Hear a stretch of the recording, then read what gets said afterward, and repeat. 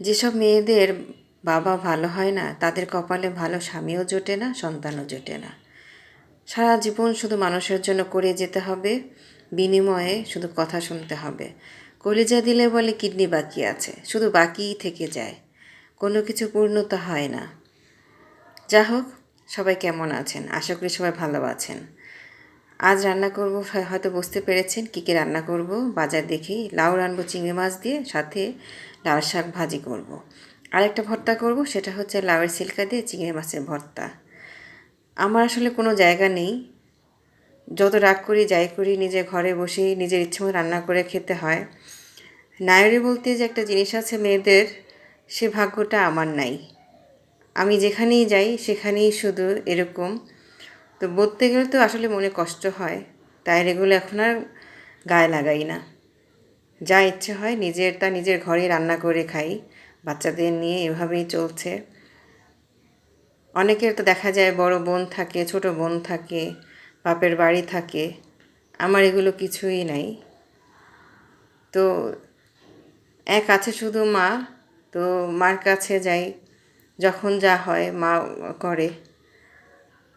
আসলে বলতে গিয়েও ইমোশনাল হয়ে যাচ্ছি। ছোট বোনটা ছিল, সেও নাই। হয়তো একদিন আমিও চলে যাব মানুষের শখ মিটাতে মিটাতে।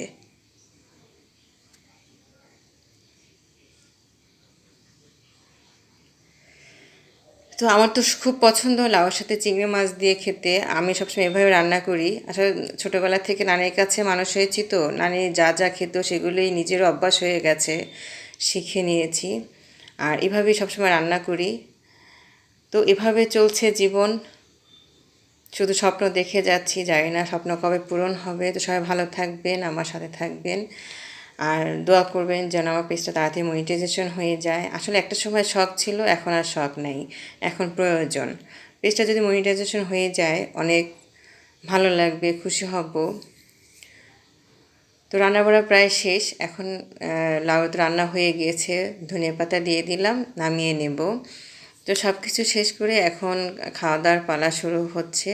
তো এই যে চলে আসলাম টেবিলে। আজ যে লাউ রান্না করেছি, কার কার এমন লাউ রান্না পছন্দ কমেন্ট করে জানাবেন। সাথে আছে লাউয়ের আর চিংড়ি মাছের ভর্তা, লাউয়ের সিল্কা, সাথে বোম্বাই মরিচ, আর হচ্ছে লাল শাক ভাজি। তো এই ছিল আজ দুপুরের খাবার আমার।